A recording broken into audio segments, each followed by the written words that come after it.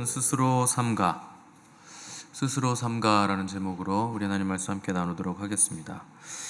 오늘 본문에서 요한은 적그리스도를 삼가라 하는 교훈을 다시 한번 강조하고 있는데, 적그리스도는 예수 그리스도께서 육체로 오심을 부인하는 자다. 이런 자가 미혹하는 자요 적그리스도라. 그러니 너희는 스스로 삼가라. 이렇게 강조를 다시 한번 하고 있습니다. 예수 그리스도, 하나님 되신 그리스도가 육체로 오심을 부인한다. 그러니까 하나님의 하나님 되심을 비틀고 오해하게 만들고 그렇게 해서 미혹해서 우리를 사망으로 끌고 가는 것이 적그리스도라 하는 겁니다. 그런 사람들을 조심하고 조심해라, 스스로 삼가라, 이렇게 강조를 하는 거죠. 이미 요한 1서에서 또 요한복음에서 사도 요한은 이런 내용들을 계속 강조를 해왔는데, 요한 2서에서도 또 한 번 이런 내용들을 얘기하고 있다는 것은 그만큼 이단과 적그리스도의 미혹이 교묘하고 또 굉장히 정교하게 우리를 미혹하고 속인다 하는 것이고, 마지막 때로 갈수록 더 이런 일들은 심해질 것이다 하기 때문에 이렇게 계속 강조를 하는 거죠. 그러니까 우리가 조금만 한눈 팔면 미혹은 우리를 교묘하게 미혹시키고 우리를 사망으로 이끌어 간다는 겁니다. 그러면 우리가 정말 삼가면 이런 미혹들에서 우리가 안전할 수 있는가? 스스로 내가 조심해야지, 나는 미혹받지 말아야지, 절대 유혹받지 말아야지, 이렇게 생각하면 우리가 유혹을 안 받는가? 생각해 보면 그런 것도 아니라는 거죠. 미혹이라는 거 집단적이기 때문에 이거 우리가 나는 절대 미혹 안 받을 거야 한다고 해서 미혹 안 받는 거 아닙니다. 그럼 왜 우리에게 스스로 삼가라고 하는 것인가? 여러 가지 이유들이 있는데, 우리가 성경을 보면 미혹과 유혹이 얼마나 쉽게 우리가 끌려갈 수 있는 유혹들이 되는가, 시험들이 되는가 하는 것을 우리가 깨달아야 한다는 것이죠. 사탄이 되게 호락호락하게 만만하게 우리를 유혹하고 미혹하는 것이 아니기 때문에 우리는 항상 깨어 있어야 된다는 것을 요한은 계속 강조를 해주고 있는 겁니다. 당장 에덴 동산에서만 봐도 그렇죠. 가장 완벽한 환경 이었던 에덴에서조차 아담과 하와가 사탄의 유혹을 받았다 하는 것은 얼마나 유혹이 우리를 교묘하게 이끌어가는가를 우리가 생각을 해볼 수 있고, 또 이스라엘 백성들이 했었던 그 상황만 생각해봐도 우리가 알 수가 있습니다. 애굽에서 나올 때 하나님이 10가지 재앙으로 이제 애굽을 치셨는데, 사실 애굽 입장에서야 재앙이지만 이스라엘 백성들 입장에서는 그건 기적이죠. 그것 때문에 구원을 받은 것이기 때문에 그건 재앙이라기보다는 이적이었습니다. 근데 그때 마지막 이적이 유월절이었는데 이제 장자의 죽음이라는 결정적인 그 사건 때문에 이제 출애굽을 하게 되죠. 그 죽음의 사자가 밤에 돌아다니는데 그 어린 양의 피를 바르면 죽지 않는다. 장자가 죽지 않는다.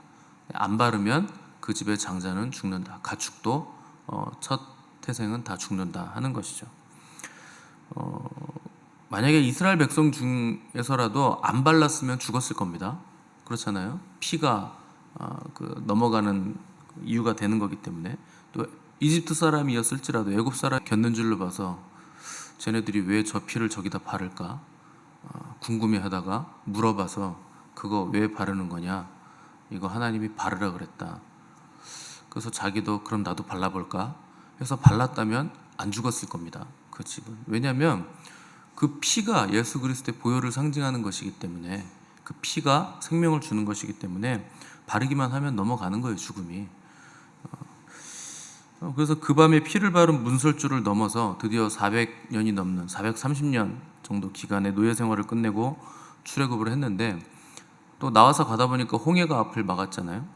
그 뒤에는 애국 군대가 맹추격을 해오고, 근데 그 맹추격을 해오던 이스라엘의 정예 부대, 전차 부대가 홍해에 수장되는 것을 목격하면서 이 큰 하나님의 구원을 목도한 백성들이 얼마나 기뻤던지 하나님을 춤추며 찬양했던 일이 있었습니다. 그런데 본격적으로 광야에 들어가니까 음식 문제, 물 문제가 있고, 그것 때문에 원망과 불평하다가 불뱀이 와서 이스라엘 백성들을 물어서 고열로 시달리다가 막 죽어나가게 되죠. 그때 모세가 탄원해서 노뱀이라는 걸 만들어서 달아놓고 그거 보면 다 살게 해 두셨죠. 이것도 십자가에 달리신 예수님을 예표하는 겁니다. 노뱀이라는 것도 예수 그리스도를 예표하는 거죠. 또 그러다가 또 가데스바네에 와서 정탐꾼 보냈는데 그 거인족과 철병거 보고 믿음이 또 쪼그라드는 바람에 여호수아와 갈렙 빼고는 광야 1세대는 전부 다 광야에서 다 쓰러져 죽었다 하는 것이 성경의 기록이죠. 여러분 생각해 보세요. 애굽에서 나와서 가나안 땅 들어가는 거 고작해야 열흘 길이에요. 근데 그 열흘 길 동안에 이 사람들이 원망과 불평하고 이렇게 여러 가지 사건들이 일어나는 바람에 거길 들어가지 못했다는 겁니다. 40년을 광야에서 뺑뺑이 돌았다는 거죠. 뭐 그렇게 호락호락한 길이 아니었다는 거죠. 유월절 피로 첫 번째 죽음 위기 지났고 홍해라는 두 번째 위기도 지났고 잘 갔는데 어이없게도 원망하고 불평 때문에 광야에서 불뱀에 물려서 죽어나간 사람들이 또 부지기수였다. 그거 너무 황당한 거죠. 생각을 해보세요. 홍해에서 빠져 죽으나 뭐 불뱀에 물려 죽으나 유월절에 피 안 발라서 죽음의 사자에 죽으나 그거나 다 그놈이라는 거죠. 우리 생각에는 애굽에서 피를 안 발라서 죽은 사람이 제일 악질이고 홍해에 빠져 죽은 사람은 그나마 덜 악질이고 뭐 불뱀에 죽은 이스라엘 백성은 불쌍한 사람이고 노뱀 보고 살아났지만 원망과 불평하다가 광야에서 40년 동안 뺑뺑이 돌다가 광야에서 죽어나간 사람들은 가장 불쌍한 사람인가 이런 생각이 들 수도 있겠지만 어차피 다 똑같은 겁니다. 가나안에 못 들어갔다는 거 다 그냥 죽은 거예요. 그럼 어쩌다가 그렇게 됐나? 하나님이 원하시는 것은 그 출애굽한 광야 1세대들이 가나안 땅에 들어가는 겁니다. 그들이 들어가서 그들이 정착하고 어쩌다 그렇게 됐는가? 그 원망과 불평한 내용을 보면 우리가 애굽에서 살 때 합니다. 뭐 떡을 원없이 배불리 먹던 때가 좋았다. 이런 원망과 불평을 합니다. 노예들이잖아요. 뭐 고기를 먹었으면 얼마나 먹었겠습니까? 설사 뭐 먹었다 한들 100번 양보해서 많이 먹었다 한들 노예로 지내는 게 좋겠습니까? 자유인으로 지내는 게 좋겠습니까? 이 사람들이 태어나자마자 노예였잖아요. 400년이 넘게 노예로 지냈으니까 뭐 한 세대를 30년이라고 치면 40년이라고 쳐도 10세대 이상을 노예로 살았으니까 태어나자마자 노예, 죽을 때까지 노예, 뼛속까지 노예 근성에 사로잡혀 있었기 때문에 그때가 출애굽이라는 거 그거 구원 사건이거든요. 근데 구원을 시켜놨더니 뭐라고 얘기하냐면 내가 죄인으로 살 때 죄의 노예가 돼서 뼛속까지 내가 죄로 그냥 똘똘 뭉친 삶을 살았던 때가 더 좋았다. 이 얘기를 하고 있더라는 거예요. 구원을 받았는데 구원받기 전에 죄의 종노릇하면서 세상 음식과 세상 연락 즐기며 죄의 노예로 살 때가 좋았다. 이런 얘기를 하나님 앞에서 감히 원망과 불평이라고 내뱉었다는 거죠. 애굽을 떠나 홍해 건너왔으면 이제 광야로 들어가야 되고 또 노뱀으로 구원을 받았으면 노뱀도 구원 받았으니 큰 구원을 봐가지고 너무 기쁘니까 홍해 그 해변가에서 텐트 치고 살려고 그러고 또 노뱀 보고 살아났으면 그냥 그 노뱀은 버려야 되는데 노뱀을요 언제까지 가지고 있냐면 히스기야 왕 때까지 노뱀을 가지고 있습니다. 버리질 않아요. 그 노뱀 보고 살아났다고. 그리고 그걸로 뭘 하냐면 분향을 하고 음란하게 노뱀을 섬깁니다. 그래서 열왕기하 18장 보면 히스기야 왕이 종교 개혁을 일으키는데 그때 뭘 없애냐면 바알 신상 없애고 산당 없애고 아세라 목상 제거하고 놀랍게도 그때까지 분향하면서 섬기던 모세가 만들었던 노뱀을 그때 히스기야 왕 때 없앴다. 이런 기록이 있습니다. 열왕기하 18장에. 그때서야 부숴버렸다. 이렇게 기록을 하고 있다는 거죠. 애굽이란 구원받기 전의 삶이고 홍해란 뭡니까? 홍해를 가르고 지나갔다. 바울이 그걸 고린도 교인들에게 편지할 때 우리 조상들이 다 광야에서 뭐냐면 죽었다가 살아난 거예요. 물속에 들어갔다가 나온 거잖아요. 그게 세례였다 하는 겁니다. 구원받은 사람의 그 증표가 되는 세례를 받았다는 거죠. 그 출애굽 자체가 구원 사건의 여정이었다는 거예요. 그 광야라는 거 뭡니까? 사도행전 7장에 보시면 광야 교회에 우리 조상들이 다 같이 있었다. 광야가 교회 시대를 얘기하는 거고 교회를 얘기하는 겁니다. 그러니까 이게 지금 구원 여정을 그 출애굽 여정이 그대로 보여주고 있다는 거죠. 그래서 광야는 이스라엘 백성들이 400년 넘게 찌들어있던 애굽이라는 세상의 관습, 우상 숭배, 그 세상의 문화, 노예 근성을 다 씻어내고 말끔히 씻어내고 거룩한 백성으로 훈련을 받는 과정, 성화의 삶이었다는 거죠. 뭡니까? 가나안 땅에 들어가기 위함이죠. 과정이라는 거죠.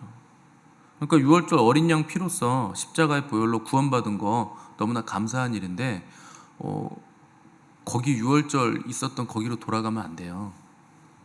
그건 지나가야 되는 거예요. 거기 머물러 있으면 안 되고 거기로부터 빠져나와야 되는 거죠. 홍해를 건너면서 세례 받았고 광야 들어가서 훈련과 연단을 통해서 성장과 성숙을 이루어내야 되는데 어디에서 그걸 이루느냐? 훈련의 장소인 광야, 거기서 이루어진다는 거죠.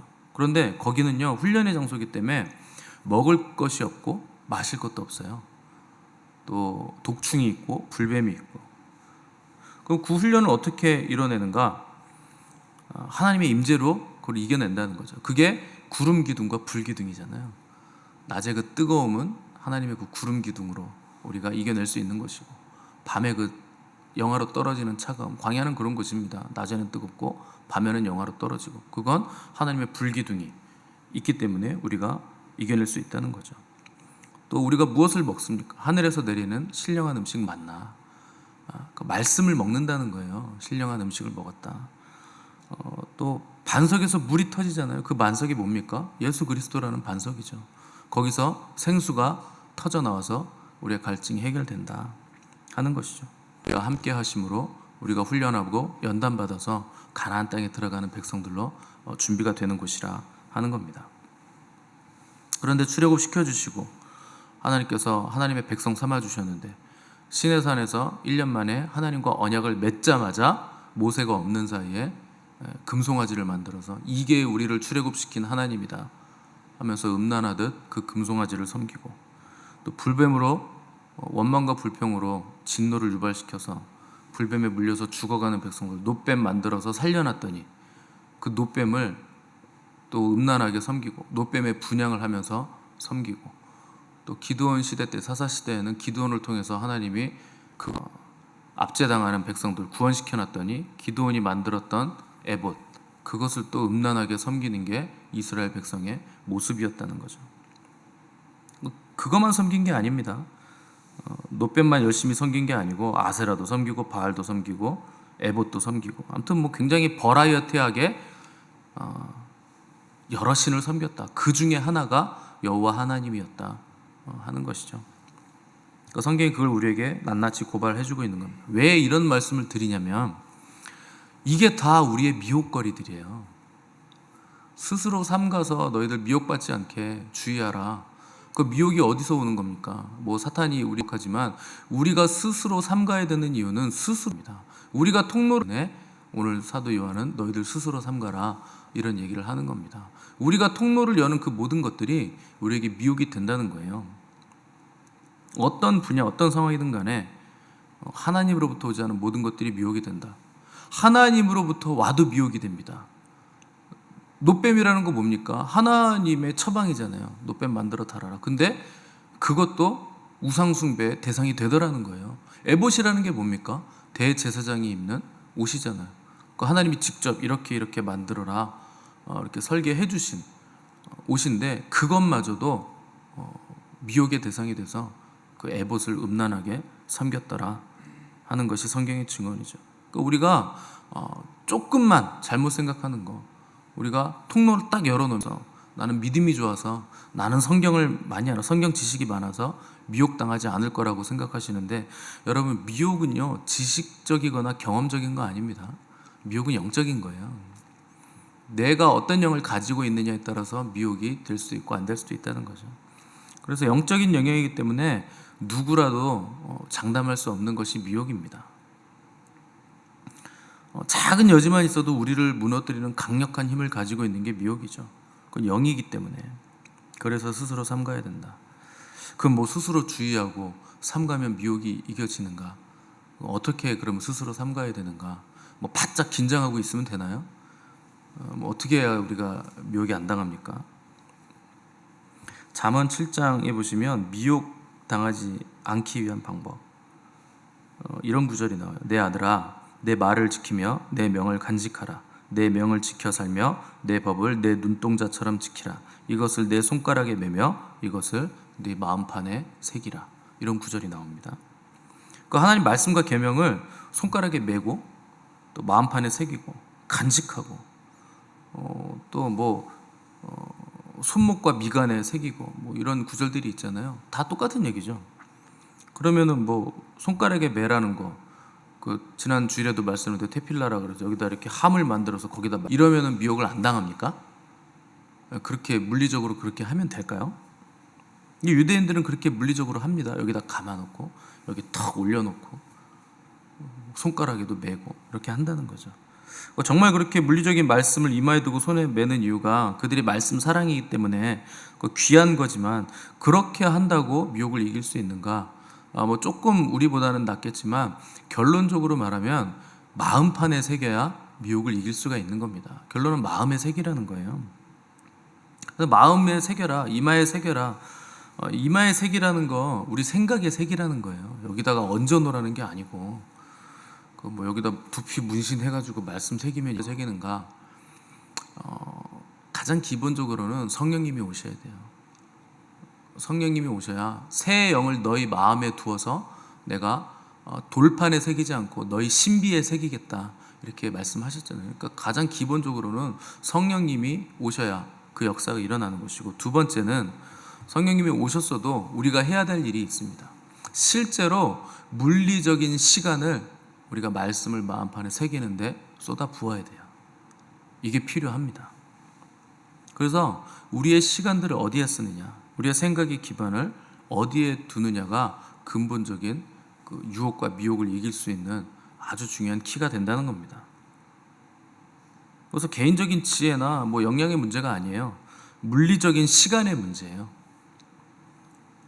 그래서 말씀을 항상 듣고 읽고 묵상하는 시간의 양이 우리의 마음에 얼마나 말씀이 새겨지는가를 결정한다는 거죠. 어떻게 보면 그 시간의 그 양을, 물리적인 양을 쓴다라는 거 어떻게 하는 거잖아요. 영적이지 않아 보이는 일입니다. 그 시간의 물리적인 양을 때려 부어야 된다라는 거잖아요. 근데 그 물리적인 시간의 사용과 반복이 우리를 가장 영적인 사람으로 만들어주는 도구가 된다라는 겁니다. 그래서 하나님은 시간 속에서 일하시는 거예요. 아니면 태초라는 시간을 왜 창조하셨겠습니까? 하나님이 우리에게 시간을 창조해서 주시고 그 시간을 통해서 무언가 일을 하시겠다는 거거든요. 그래서 우리는 그 물리적인 시간의 양을 얼마만큼 하나님께 두고 하나님의 말씀에 집중하고 우리의 마음을 그분께 두고 있는가 하는 것이 우리의 영적인 부분들을 결정해 준다는 거죠. 그래서 금방 칭찬받았던 베드로가 또 바로 뒤에 사탄아 내 뒤로 물러가라, 너는 나를 넘어지게 하는 자로다, 이런 험한 말을 들었던 이유는 내 생각이 너무 강했다는 거예요. 내 생각, 내 상식, 내 이치, 이게 강하니까 주님의 말씀보다 내 생각이 강하니까 곧바로 사탄이라는 소리까지 듣게 됐다는 거죠. 유혹이라는 것도 그렇지 않습니까? 우리가 유혹을 받지 않으려면 어떻게 해야 유혹을 안 받습니까? 가장 탁월한 방법이 있어요. 유혹 받을 만한 공간에 안 가면 돼요. 그 물리적인 공간에 가지 않는 것이 가장 영적인 거라는 거예요. 우리가 괜히 노래방이 많고 오면서 내가 여기서 절대 유혹받지 말아야지, 이렇게 하는 거 바보 같은 일입니다. 말아야지, 이렇게 한다고 안 뜨겁습니까? 내가 손 대면서 내가 절대 뜨거워하지 말아야지, 이렇게 한다고 안 뜨겁습니까? 그 공간에 안 가는 게 가장 좋은 방법이에요. 그러니까 물리적인 공간에 갖지 않는 거, 그것이 영적인 거라는 거죠. 거기 가지 않는 게. 그러니까 우리가 입술로 세상 얘기하는 것보다 하나님 얘기하는 시간을 더 많이 늘려나가야 되는 것이고, 내 귀가, 내 눈이 세상 소리 듣고 세상 거 보는 것보다 주님 말씀 듣고 보는 시간들이 물리적으로 훨씬 더 많아질 때, 그때 우리의 마음과 생각이 지켜진다는 거죠. 그러니까 가장 영적이지 않아 보이는 것들이 우리를 가장 영적으로 만들어준다는 거죠. 만들어주는 도구가 되는 겁니다. 그거밖에 없어요, 방법이. 우리 마음과 생각 지키는 거, 그거밖에 방법 없습니다. 그러니까 여러분 생각을 해봅시오. 여러분들은 하루를 어디에다가 가장 많은 시간을 할애하십니까? 하루 종일 내가 생각하는 건 뭘까요? 저는 목사가 돼서 좋은 점이 항상 말씀 연구하고 말씀 생각하고 주님 생각하니까 이게 가장 좋아요. 다른 거 할 게 없어요. 하루 종일 이거 붙들고 있으니까. 저는 너무나 좋은 환경인데 저도 그렇지 않은 시간들이 있었습니다. 직장 다닐 때 있었고 사업할 때도 있었고 또 그렇게 일하면서 사역을 하면서 또 대학원까지 다녀야 되는 시간들이 분명히 존재했었죠. 그러니까 여러분은 불리한 자리에 있다라고 생각이 되시겠죠. 생업의 자리라는 거 세상의 한 복판이기 때문에 불리한 환경이라고 생각하시겠지만 또 그렇지만도 않습니다. 제가 경험해 본 바에 의하면 오히려 거기가 더 치열하게 주님을 생각하기 좋아요. 왜냐하면 어려움이 있고 굉장히 치열한 삶의 자리이기 때문에 그럴수록 더 주님을 붙잡아야 되는 환경일 수밖에 없었다는 거죠. 그래서 세상의 한복판에 있겠지만 그럼에도 불구하고 그 자리에서 주님 바라보고 주님 말씀을 듣는 연습을 지속적으로 해 나가야 된다는 거죠. 세상에 가면 세상 사람들 나름의 가치와 기쁨이 있고 즐거움이 있죠. 때로는 그것이 좋아 보일 때가 있습니다. 야, 저거 부러워 보일 때도 있고. 근데 그런 생각 자체가 출애굽을 했는데 옛날에 종이었을 때 거기서 고기 먹었을 때 거기가 더 좋았다 이렇게 불평하는 것과 같다는 거예요. 우리는 세상 사람들 보면서 나도 뭔가 저걸 해야 될 것 같고 나도 저렇게 뭔가 노후 준비 같은 거 뭔가를 해야 될 것 같고 뭐 그런 것들이 있고 또 가장 단편적으로는 세상의 그 영광, 세상이 주는 그 유익, 세상이 주는 그 기쁨이 그 유효 기간이 너무 짧아요. 여러분 세상에서 잘 나간다는 사람들 그 잘 나가는 시간 몇 년 안 돼요. 뭐 연예인들도요 탑을 찍는 시간이 글쎄 뭐 한 3년, 5년 사이 될까요? 10년 정도 이렇게 탑 찍는 사람은 몇 명 안 됩니다. 근데 그렇게 찍는다 해도 여러분의 얼굴을 한번 생각해 보세요. 아무리 얼굴이 예뻐도 제가 봤을 때 여자분들이요 19세 정도 때부터 20세 정도 되면요 얼굴이 진짜 꽃같이 활짝 핍니다. 가장 아름다울 때죠. 근데요 25세 때부터 꺾여요. 너무나 빨리 꺾입니다. 일반 사람들은요 25세 되면 꺾여요. 남자들 35세 정도부터 꺾입니다. 남자들은 좀 오래 가요. 화장빨이 아니기 때문에. 근데 35세 정도 되면 꺾여요. 제가 이래봬도 아름다운 얼굴이었거든요. 젊었을 때 금방 꺾입니다. 세계적으로 유명한 스포츠 선수 40세 전에 은퇴해야 돼요. 그러면요 40세 전까지 그 사람들 뭐 수백억을 모아놓습니다. 뭐 연봉이 뭐 수천억까지도 가죠. 진짜 세계적인 선수들. 그런데요 40세 되면 꺾이고 은퇴해야 되고 곧 자기 힘으로 걷지 못할 나이가 옵니다. 자기 힘으로 화장실도 못 갈 나이가 와요. 금방 옵니다. 금방. 그러다가 그 수천억, 수백억 쌓아둔 돈 그거 다 그대로 놔두고 땅에 들어가서 썩어져야 돼요. 그 몸뚱아리. 금방 옵니다. 금방 와요. 여러분 지금까지 나이 사셨는데 뭐 엄청 기셨어요? 아니잖아요. 금방 왔잖아요. 근데 땅속에 들어가서 썩을 나이가 또 그렇게 금방 옵니다. 여러분 소망하시는 게 고작 그런 유효기간 가지고 있는 것들인데 그런 걸 소망하십니까? 여러분 그런 걸 가지고 싶으세요? 저는 아닙니다. 저는 아니에요. 그게 정말 추구할 만한 가치가 있습니까? 그래서 우리가 세상 한복판에서 살 때 보면 나만 준비를 안 하는 것 같고 이거 나만 너무 무방비로 사는 거 아닌가? 나만 이상하게 사는 거 아닌가? 그런 생각이 들죠. 근데 여러분 철저하게 계획하고 준비하는 거 그거 대단한 거 아니에요. 가장 영적인 삶이 가장 가치 있는 삶이에요. 인간적으로 철저히 계획하고 준비하는 게 그게 영적인 게 아닙니다.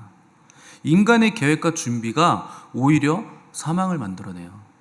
그러다 사망만을 만들어내고 오히려 내가 철저하게 평생 계획하고 준비한 것들이 나를 계속 얽어맵니다. 그래서 우리는요 지금 젊어서부터 노후 준비하느라고 다들 긴장되어 있고 필요한 삶을 살아가는 시대예요. 근데 우리는 그런 삶을 사는 게 아니에요. 근시안적인 삶을 사는 게 아닙니다. 우리의 안목은 노후를 보는 게 아니고 사후를 보는 거잖아요. 영원을 보는 거잖아요. 그렇다고 이 땅에서 아무것도 하지 마세요 이런 말씀 드리는 거 아닙니다. 하십시오. 열심히 하십시오. 그러나 이 땅에서의 삶이 다가 아니라는 것은 반드시 우리가 기억을 하고 있어야 된다는 거죠. 영원히 있다는 거죠. 하늘의 가치, 하늘의 소망, 세상이 줄 수 없고 알 수 없는 평안과 기쁨, 그게 있다는 거예요. 세상의 가치관, 세상이 추구하는 거, 그거 바람에 나는 겨와 같은 겁니다. 안정감이 없는 거예요. 어디 뿌리 내릴 수가 없는 거예요. 영원한 가치가 없는 거예요. 근데 우리가 추구하는 것은 전능자의 그늘 아래에 있는 겁니다. 상황이 어떻든 환경이 어떻든 거기가 어디든지 간에 상관없이 우리는 전능자의 그늘 아래서 영원한 소망, 영원한 안정감, 그것을 가지고 있는 거예요. 지혜란 게 뭡니까? 영원한 가치와 영원하지 않은 가치를 분별하는 거죠. 그걸 모르면 이것도 해야 될 것 같고 저것도 해야 될 것 같고, 저 사람이 저거 하니까 나도 저렇게 해야 되나, 이 사람이 이거 하니까 나도 이렇게 해야 되나, 그냥 왔다 갔다 하는 거죠. 기준이 없으니까. 그래서 방황하는 겁니다. 귀신 들린 아이의 아버지가 예수님께 소리친 내용이 있어요. 할 수 있거든 뭐 좀 해주십시오. 그러니까 주님이 할 수 있거든이라니 그게 무슨 말이야. 믿나이다. 나의 믿음 없는 것을 도와주십시오. 이게 무슨 소리입니까, 여러분? 내가 믿는데 믿음 없는 걸 도와달라니요? 믿는다면서요. 근데 왜 믿음이 없다고 얘기합니까? 아이러니한 얘기 아닙니까? 왜 이런 얘기를 했을까요? 믿음은 우리 게 아니에요. 주님이 주시는 겁니다. 우리가 할 건 딱 하나죠. 주님께 부르짖는 거예요. 주님, 믿음을 주십시오. 제가 믿습니다. 근데 너무나 부족합니다. 그리고 믿음은 제가 가질 수 있는 것도 아닙니다. 주님께서 주시는 거 아닙니까? 주님, 나의 믿음 없는 것 도와주시고, 내가 믿지만 더 믿음 있기를 원합니다. 나의 믿음 없음을 도와주십시오. 있다가도 없는 게 믿음이에요. 제가 어제 교회에서 믿음 가장 좋은 사람 담임 목사라고 말씀드렸지만, 그 자리이기 때문에 믿음이 부어지는 것이지, 여러분, 믿음은요 계속 업앤다운 하는 거예요. 믿음만 가지고는 안 되는 거지만, 그러나 믿음이 있어야 우리가 구원이 있는 겁니다. 그 믿음이 사랑으로 역사하는 믿음이 되기까지 주님께 부르짖어야 되는 거예요. 그게 전부예요. 주님, 우리의 믿음 없음을 도와주십시오. 그분께 의탁하는 겁니다. 그 철저한 의존성, 그게 가장 지혜로운 자예요. 그게 압도적인 미혹, 치밀하고 정교한 유혹을 이기는 비결입니다. 끊임없이 주님을 바라보고 주님의 도우심을 구하고 계속 주님을 생각하고 말씀 가운데 거하는 것, 그 물리적인 시간의 양이 우리의 영적인 부분을 결정한다는 겁니다. 제가 요새 매일 세상 소리 듣지 마시고, 우리 교회 유튜브 잘 돼 있잖아요. 그냥 말씀 들으세요. 제가 허튼 소리 한다고 생각하시면 듣지 마시고, 제가 성경적이지 않고 비성경적인 얘기하고 있다, 이상한 가르침을 주고 있다, 하나님이 주시는 말씀 얘기를 안 풀고 있다, 그렇게 생각되신다면 뭐 듣지 마시고 혼자 성경 보시고, 그런 게 아니고 하나님의 말씀이라고 생각이 되신다면 끊임없이 들으십시오. 믿음은 들음에서 나는 겁니다. 주님께 의탁한다는 거, 그분의 말씀에 의탁한다는 거예요. 말씀을 들으십시오. 그래서 그 말씀이 진정으로 믿어지고 깨달아지게 되면, 여러분, 미혹도 이길 없는 것 두려워하시고, 세상 가치 거기에 함부로 내 혀를 갖다 대지 마시고, 하나님의 말씀, 하늘로부터 내려오는 신령한 만나, 그것을 먹는 저 여러분의 복된 삶이 되시기를 간절히 바랍니다. 함께 기도하겠습니다.